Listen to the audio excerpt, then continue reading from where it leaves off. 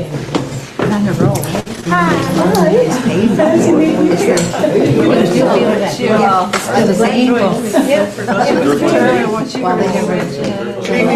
We're about to get started, I think. Thanks for coming out to this is our last in our election primer series, I guess, where we've had, so far we've had the Peter Panashway, the Conservative candidate in, and Yvonne Jones, the Liberal candidate, was in, and tonight is your NDP candidate, Mr. Edward Rudkowski. And I just want to remind everybody that these are also being archived on YouTube, so if you happen to miss one of the earlier presentations, you can go on to the Labrador Institute YouTube channel and watch those. Oh, got some sound problem. I'll fix that in just 1 second. Don't worry about that. The Liberal one's there as well, and Edward will be there as well. And I've shared it on the Labrador Institute Facebook channel as well. So you can all kinds of access to the links. Watch them all and make your choice for our election wisely, I guess. But without further ado, I'm going to introduce Edward. I'm going to fix that when I get back there. I'll wait till you fix it, and then I'll start. Only going to take me 1 second. Yeah. That just tells me that It's all working. All right. Thank you, Scott. No problem. Edward Rudkowski. Boy, it's always I must say it's always nice to be back in Northwest River. I got lots of memories of walking down these streets when I was a kid, taking that cable car across with 25 cents in my pocket, looking for a Dave Michelin store. You must be some old. Remember that cable car? Oh yes, yeah, no, I am dating myself, but that's a legitimate memory, and I have remember that many times. Anyway, let me introduce myself for those of you who may not know me. My name is Edward Rudkowski, and I'm proud to say that I'm the federal NDP candidate in Labrador. For those who don't know my background, I was born in Labrador City, grew up in Wawash, and my mom spent many time in this community and across the river with my grandparents Cecil and Sylvia Blake. After going to high school in Wawash, I graduated high school, luckily, and was good enough to go away to university where I got an honors degree in economics and a master's of business administration. Subsequent to getting my MBA, I was hired into the banking industry, and the bank saw fit to transfer me here, there, and everywhere. I spent a few years in Toronto and a few years in Sydney, Australia, back to Toronto, off to New York City for a couple of years, and back to Toronto, here, there, and everywhere. So for whatever reason, I managed to enjoy some degree of success in my professional career, and that's a success that I'm hoping to transpose here into political life. I've been asked many times, what's a guy like me and what's a person like me doing in this realm? This is a new situation for me. This is a new career path for me. You know, as I said, I've spent many years in the private sector, and I'm looking. And so, what brings me into the public sector?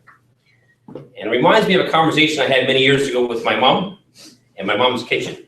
And it reminds me of a saying that she said once, and I'm going to refer to that saying repeatedly over the course of tonight. And that saying, quite simply, is this: politicians are a dime a dozen, but leaders are rare. That's a comment that's always stuck in my head. And the same leadership skills that I used to excel in the private sector are the same leadership skills that I intend to bring to Labrador as MP for this fantastic riding. So let me talk about some of the things that we've been seeing out of the campaign trail. So as you know, we've been going through the longest campaign in Canadian history. The current campaign has been longer than the last two campaigns put together. So over the course of the past 11 weeks, we picked up a thing or two, or would like to think that we have anyway, about what's going on across Labrador. So I just want to talk about a couple of the things that I've seen and how I've witnessed.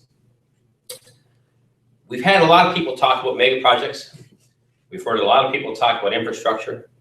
And we've heard a lot of people talk about Voisey's Bay and other such issues. And I'm not being dismissive of those issues. One of the things I do want to talk about, and I want to talk about now, are the things that we haven't talked about. I want to talk about the things that I've seen on the doorsteps. I want to talk about the things I've seen in people's living rooms. I want to talk about the things that, for whatever reason, have yet to gather people's attention. The first thing that comes to mind when I talk about missing issues is the issue of diabetes in First Nations communities. I was at Gull Island with the Inuit on 2 different occasions when they were having their muckashan. Muckashan is something I used to, myself and my cousin Vince used to attend when we were teenagers. and I had the privilege, honor, and pleasure of spending 2 days at the Muckleshoot with the Inuit at Gull Island recently. When I was at the Muckleshoot, I ran into a few ladies who were working with an Inuit Integrated Diabetes Initiative. Quite by fluke, quite by chance. Going from tent to tent, introducing myself, going tent to tent, gathering stories as I would in any other door knocking situations, and I encountered this group of women who were working on this initiative. Last week, I encountered the same group of women working in Natwashish. And the things that they told me were mind-boggling, staggering, scary, and disappointing. They told me that the incidence of diabetes in First Nations communities is upwards of 30%. That represents something in a magnitude of 6 times the national average. By any stretch of the imagination, that's a health epidemic of massive proportions. Yet we're not talking about it. I would feel a failure on my part if that was not one of the things I addressed tonight. Clearly, this is an unacceptable situation. People in Natwashish who are suffering from diabetes on that magnitude have no access to dialysis. There's no access to machines within their community to deal with their situation. Clearly, there's been a funding overlaps, and this has been a failure upon our politicians. Our politicians, these people, by and large, have been forgotten. They've been ignored, and they've been marginalized. As an MP for Labrador, I would assure you with every ounce of my heart that I would not allow that situation to persist. As I understand it, the visit to the communities by our current representation has been extremely spotty, and I'm being kind at saying spotty. If this health epidemic was at any other place in this country, there would be an outrage, and yet we're not hearing about it. We have lots of times to talk about railways going across Labrador. We have lots of times to talk about highways going here, there, and everywhere. But we have no time to talk about the fact that people are suffering, people are losing limbs, and we're not giving them assistance. So I wanted to bring that as part of the things I wanted to talk about, just to bring it to people's attention. Another thing which has caught some press, but I don't think has been sufficient, is the issue of housing on the North Coast. I was door knocking in Nain, I was door knocking in Hopedale. And one particular residence in Nain struck me hard. I walked into a gentleman's room, into his porch, opened the door and looked inside. And when I looked up and down the walls were the color of these chairs, they were black. And they were black with mold. My only thought in my head at that moment was, I hope to goodness that there's no kids living in this house. Because clearly it was an extremely unhealthy situation, and one that was absolutely toxic to live in. When we hear of things like tuberculosis outbreaks, just to give you an example, my grandfather, my father's father, died of tuberculosis in 1937. 1937, that was an issue in Eastern Europe. This is 2015, and we have outbreaks of tuberculosis within our communities in Labrador and within our communities in Canada because of a housing situation. Clearly, we're failing somebody. Clearly, we're not doing enough. As a segue, one of the things that I would like to announce is, and this was just announced today, by the way, and I'm reading up myself as we go along, is the NDP has committed to nation-to-nation relationships with Canada's First Nations and Aboriginal peoples. I'm going to read from her text because I just got it myself, quite frankly, just recently. This is an announcement that was made in Edmonton today. Speaking to the Assembly of First Nations today in Alberta, NDP leader Tom Mulcair made a powerful commitment to a new era of nation-to-nation relationships. I'm going to emphasize that word, nation to nation, because I think it speaks of respect.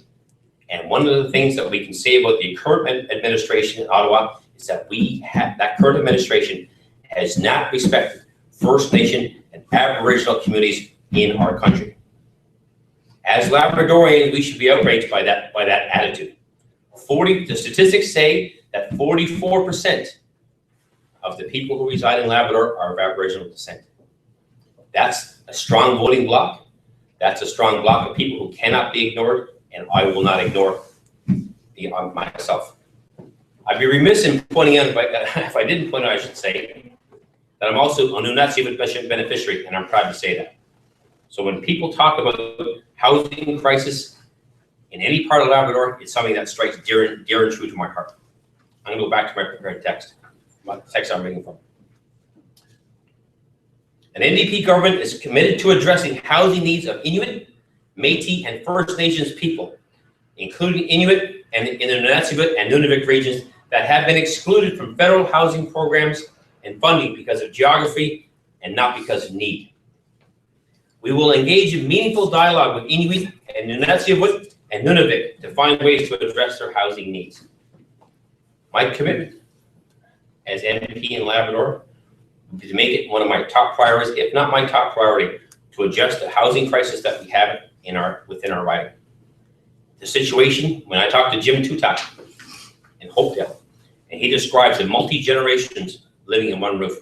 When I talked to Joe Dicker in Nain, and he talks about the same situation in Nain, unsustainable, unacceptable, and can no longer be allowed to persist. One of the other things I do want to touch on was going back to what I said before about leadership. I believe that we have suffered in this community, in this riding, and across Labrador because of a deficit of leadership. Many times throughout our history, we've had opportunities to stand up to other people and say, no, that's not correct. We have had opportunities in the House of Commons and the House of Assembly to do what's right, to stand up to outside interests, and we failed to do so. We have a deficit crisis. The strange thing is that deficit crisis has existed since the time I was a kid. When I was a kid growing up in the streets of Wabash, when I came home at night, we talked about no roads. We couldn't drive in or out of the community, we didn't have any roads. Now we have some roads, but it took us 50 years to get what we got. The standards we have set for ourselves, we have allowed to be set for ourselves here in Labrador, are far below what anybody else in this country would deem acceptable. And we've failed to be strict enough and to be fervent enough and to be hard enough with people who do not want to give us what is naturally ours. We've seen failures of leadership in issues such as Bill C-51. Both the Liberals and Conservatives voted for a piece of legislation which has the power to limit people's freedom of speech. Our current MP had an opportunity to say that's not good enough. Our current MP had an opportunity to stand up to her leader, to stand up to her party, and to stand up for what was right, and she failed. And she failed. When the Nunatsiavut land claims agreement went to the House of Assembly for ratification, in the House of Assembly that day, there were 41 people in that House of Assembly. The vote count that day was 40-1. 40 people unconditionally supported the ratification of the Labrador Inuit Land Claims Agreement. Only one person in the House of Assembly that day voted against that ratification. And unfortunately, that person was our most recent MP. Again, some could argue that she bowed to political pressures and chose not to support it. But I personally find it unacceptable when someone votes against a piece of legislation which has the power to better the lives of thousands of people within our own riding, within our own area, I should say, wasn't her riding at the time. When you bow and when you don't stand up for what is right, you get run over. Back to what I was saying when I talked about leadership. In my belief, we have an infrastructure deficit, but most importantly and most critically, we have a leadership deficit. Without bragging, I'll tell you a little bit more about my story. I was in my professional career when I left university. I went from being the fetcher of the coffees. I went from being the guy who picked up the laundry and sent down around the corner to pick up the dry clean. That's where I started. That was my job. Hey, go get the stuff. That's what I did. And I did it because that's what I had to do. I went from being in that circumstance to a vice president of a major international institution within 5 years. And I did it because I'm the type, because I know how to get things done. When people say, Rudkowski, why should we vote for you? Why should we give you our support? Why should we give you our endorsement? And I tell them the same thing that I told every person who ever put me in a job interview. And what I told them is quite simple. And that line is what I just said a minute ago. I said, you should hire me. You should vote for me. You should support me because I'm the type of person that makes things happen. That was, again, that was my experience in private life, and that will be my experience in public life. I'm the only person on our slate of 3 candidates who's not an ex-MP. I'm not a career politician. This is a new game for me. I have a lot to learn. But I can tell you, without reservation or hesitation, that I'm committed to the betterment of Labrador. I'm committed to the betterment of Labradorians. That's a promise that I'm making to you here, and that's a promise I will make to every citizen of this riding. Now, my presentation has been a little light on policy, so I'm going to leave it there and open the floors up to your questions.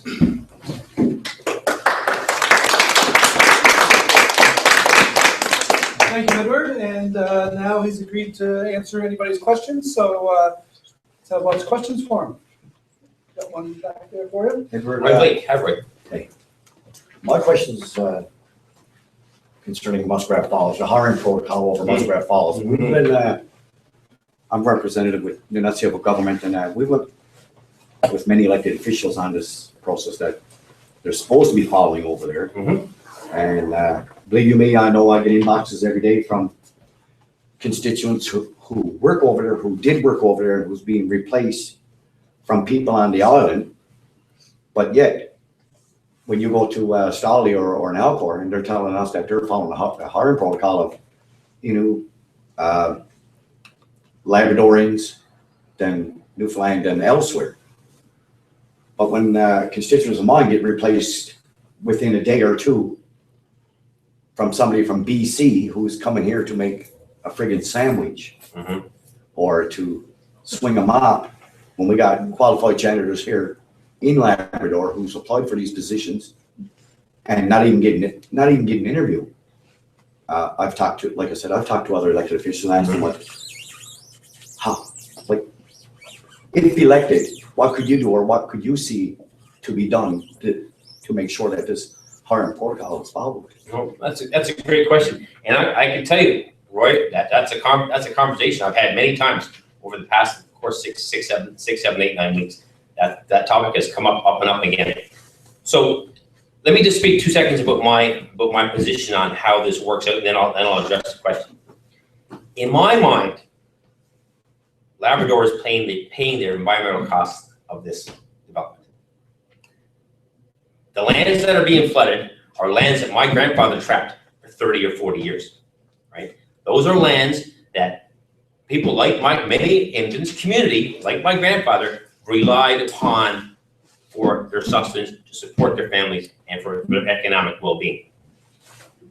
If we as Labradorians are going to pay that price, then we, by all means, should be reaping the majority of the economic benefits that come from that project, bar none. There is no argument against that. There is no 2 ifs, no excuses, ands, or buts about that, Roy, right? As you know, there are stipulations in the IBA that talk to hiring protocols. From what I can gather, there is no policing mechanism to look at those protocols. As MP, and I've put much thought about this, and I've had many discussions about this. As MP, I would assign someone within my office to deal exclusively with complaints about hiring practices in Muskrat Falls and other Labrador developments, and I would empower that person to escalate any issues that they found. I would, if there's no policing mechanism in place, I would put that policing mechanism within my office to put all hirers, all employers on alert that we're watching and that we expect and we will get the maximum number of Labradorians possible employed at projects like that. We had that, like, similar situation in Boise, Mhm. but we have a monitor up there, and it's done well. Mhm. When we met with Premier Davis, he asked me a question. He said, "Well, what would it do?" And I said, "Well, it worked well in Boise. Why can't you use it over Muskrat?" In saying that, I like I said earlier, like I get constituents inbox me about how they're being treated. All Labradorians, not just my constituents. When Yeah. I'm speaking now, I'm speaking for all Labradorians, settlers, everybody. It's very discriminatory over there.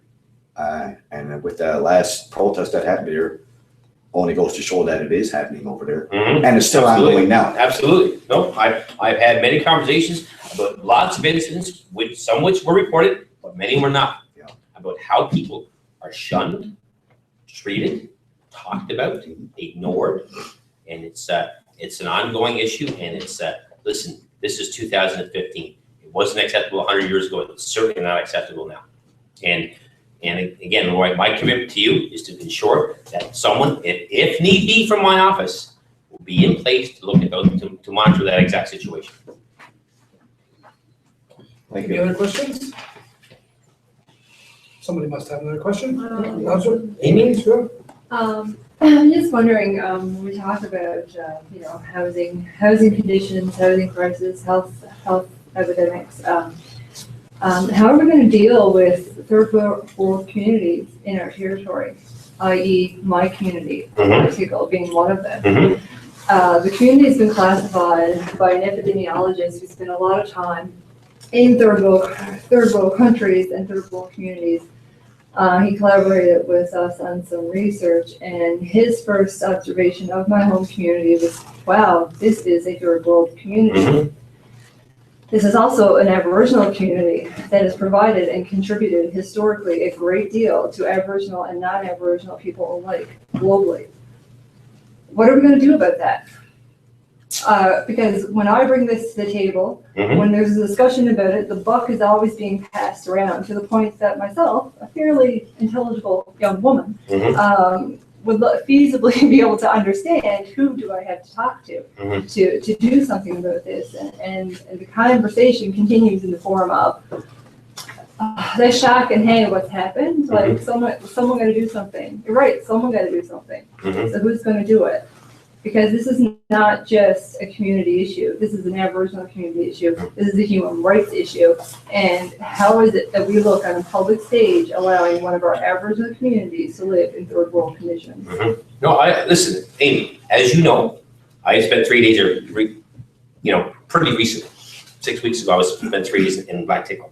It's not an eternity, but it certainly was enough to get a pretty good appreciation for what the situation that's going on there. In my view, and this is just my personal opinion, is that there's an unwritten, unseen, and unspoken policy of resettlement towards residents of Black Tickle. If we ignore them long enough, if we freeze them out long enough, if we deny them basic services long enough, they're going to go away. To me, that's been the unwritten policy. The thing that we have to remember is that this is Canada, and politicians don't get to decide where you live. They don't get to decide where I live. They don't get to decide where Jim Learning lives. Politicians don't get to make that decision. Politicians have an obligation to provide for the well-being of every citizen under their purview, irrespective of where they live. And I think it's back to what I'm talking about leadership. This is where leadership has to come in. Leadership has to come in and demand better and to make sure that it gets done. And I know you have leaders within your own community. You have people like Laura Keefe and Joe Keefe who've been very vocal about getting things done in Black Tickle. And by and large, they've been ignored. Why? Because it's convenient to ignore. It's easy, right? It makes if Black Tickle, for a lot of people, for a lot of politicians, if Black Tickle were gone tomorrow, their lives would be easy. But that's not the way it works in this country. That's not how Canada is founded upon. So it's time to start holding people's feet to the fire. And from what I understand, current representation hasn't been there either. And that's not the first time I've heard that story.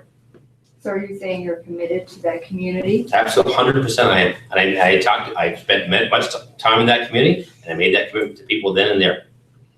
Not my choice. It's not my choice where you live. I don't get to make that call. And because I don't get to make that call, you're not less of a citizen than anybody else. And the fact that that the people in Black Tickle are probably within 20 days of running out of money for their water treatment plant, it's absolutely mind-boggling. Which is ongoing, of course, it happens cyclically every year. Every year, and the numbers we're talking, and just so people don't know, and people know, the numbers, the amount of money it costs to operate the water treatment plant in Black Tickle is between $20,000 and $30,000. That's it. And they were just turned down by the provincial government for a $30,000 grant for clean drinking water. And they were denied. Not big numbers, not big things, and someone said no to that. We got a problem. And the problem is not with the people, the problem is with the leadership. Yes, Roberta. Oh, I'll ask my question in a little different format this time. Absolutely. Edward.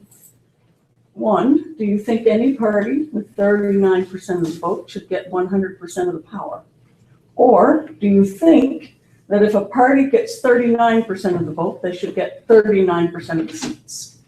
Well, I mean, that's quite fairly, and as you know, that's not how our system is structured. Our system is structured so that the party with the most seats gets to form government, right? 39%. Well, that number could be different another time. Okay, that number goes up and down. That's not a number that's set in stone. That's right. That's an incidental number. Yeah. At the end of the day, Roberta, we have to make choices how our Constitution looks, and we have to make a decision saying, not every system is perfect, but what is probably the system that serves our country best? And when we look at the political stability that we've enjoyed in Canada,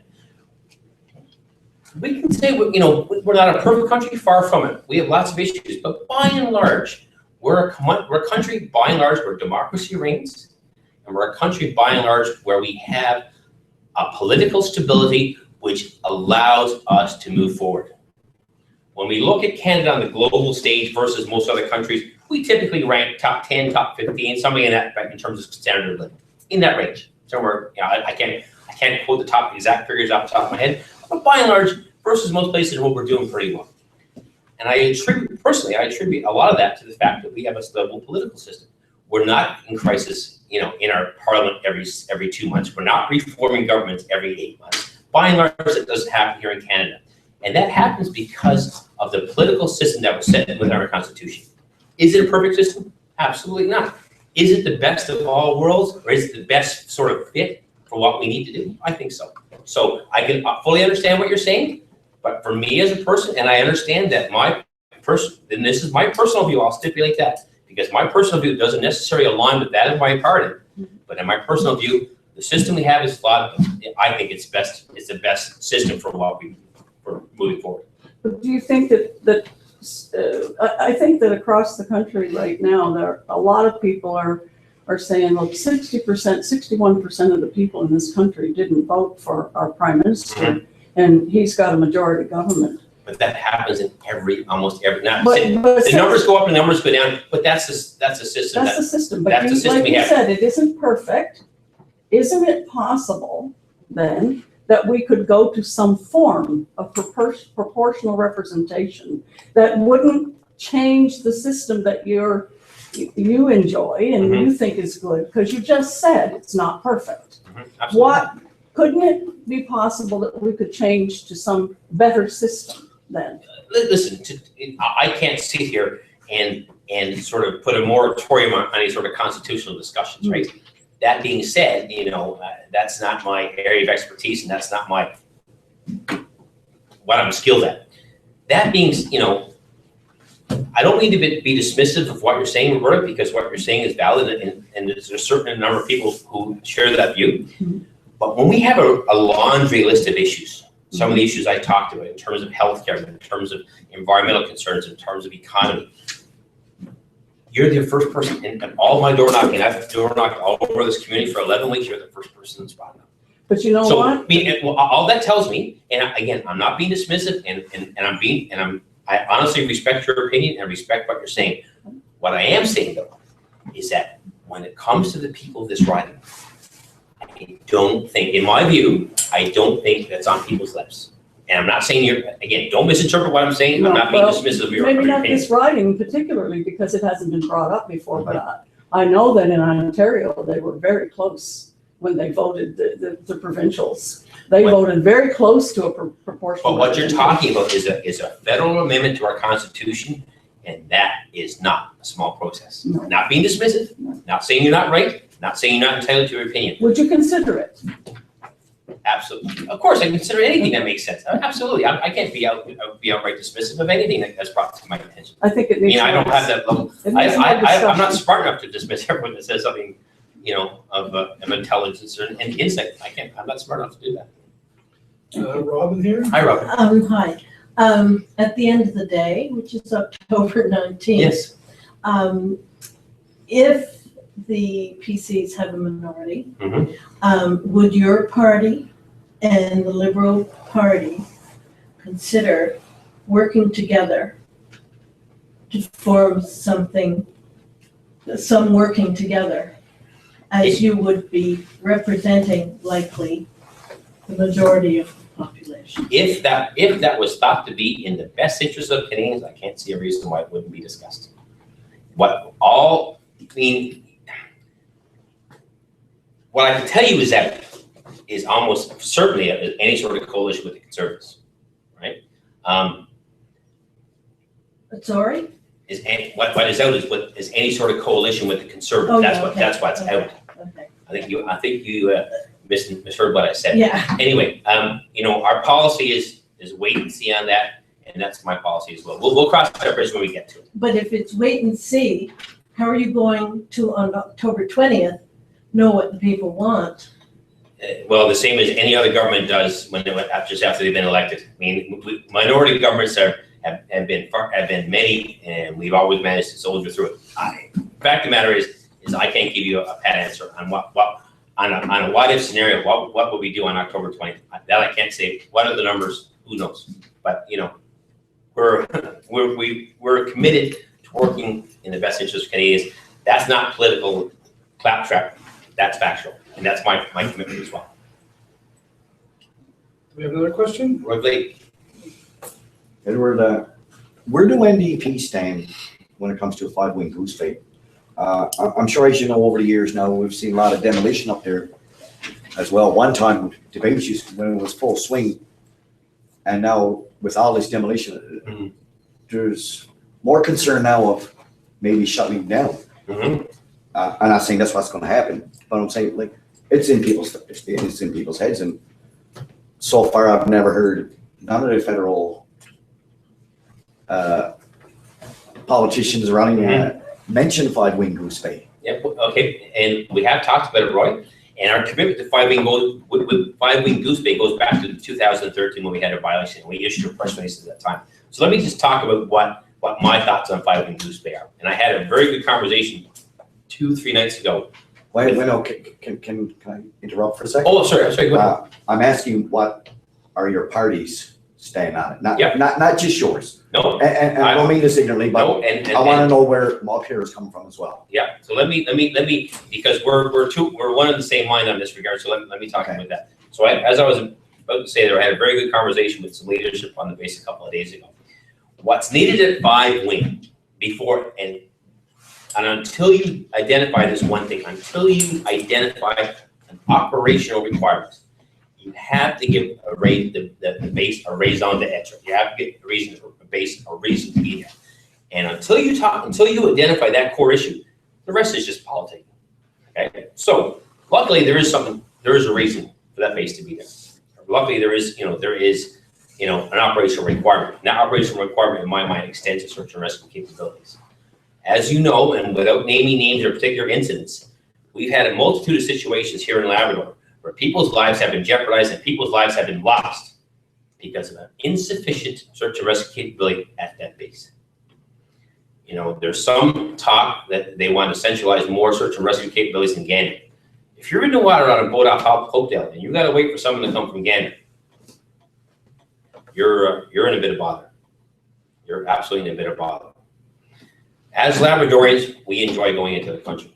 My grandfather did it. I did it as a kid. Lots of people do it. Lots of people love going to their cabins, going up on the CAs on Skidoo, as the case may be. There is an absolute need for enhanced search and rescue capability at 5 Goose Bay. And when you talk about an enhanced search and rescue capability, that gives the base the operational requirement. Once you have an operational requirement for the base, then you have something to build on. Then you have something that the base has to be here for a reason, and based upon that, then you can sell it as a training base for exercises, what the case may have. But the starting point for any discussions on 5 Goose Bay is to develop an operational requirement, and that's when search and rescue functionality comes in. And people who dance around that and don't talk about that core issue of operational requirement are not being straight. We have some more questions from the audience here. I have one question from an online viewer, if you're Yes, interested absolutely. in that. Okay. Absolutely. So it's from Denise Cole, Yes. and Denise would like to, when it comes to Labrador governance, some people in Labrador would like to be our own territory. Where do you stand on this? That's something, okay? Again, that's an issue that has come up almost, I'll say seldom in my journeys. And after being on the road for 11 weeks and crossing almost every door, or not every door, almost doors in almost every community, that's an issue that has not come up a bit. I know it's a back burner issue. I know it's an issue which has been simmering along there since the days of Tom Burgess and the New Labrador Party. My view on it is that we don't talk about that until we exhaust other possibilities first. Right? We haven't given some people a try yet. If we were to say an NDP government before and we have an NDP member and that didn't work out, then we've exhausted possibilities. Then at that point we've exhausted possibilities. To me, that is a sort of last ditch. And I don't mean it to be disrespectful, but that's the last step in a process to make sure that you get what's coming to you. That movement, in my mind, is driven by a resentment. It's driven by an anger because of the deficit of resources coming in versus the expense of resources going out. We have and have had for decades a gross imbalance between the amount of dollars being produced here and the dollars being spent here. There's been a huge gap in that regard for decades.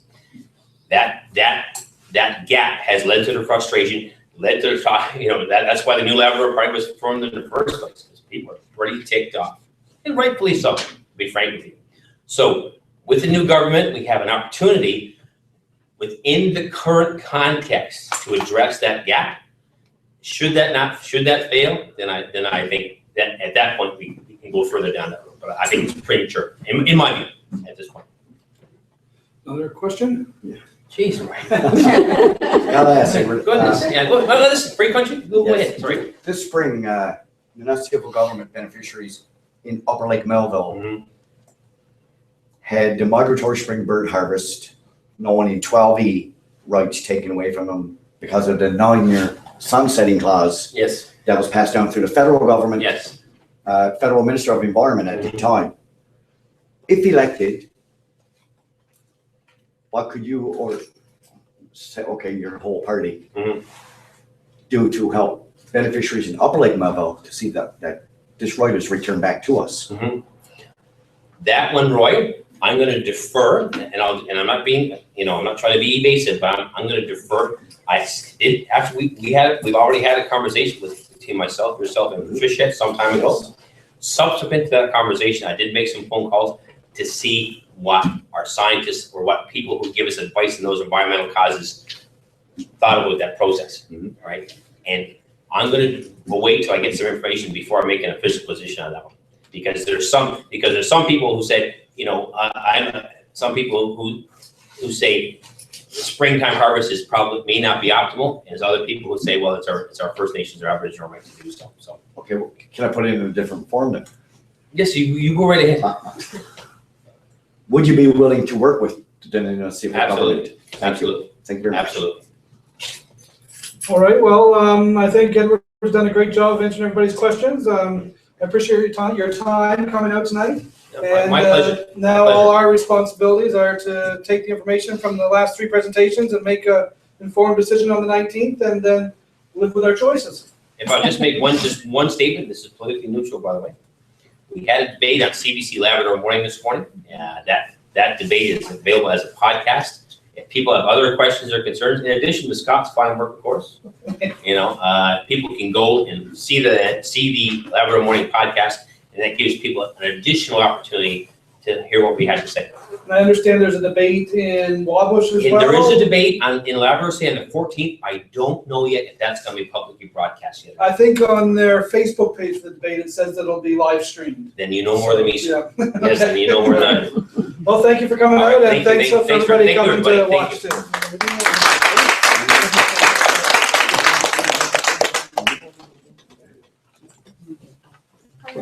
too.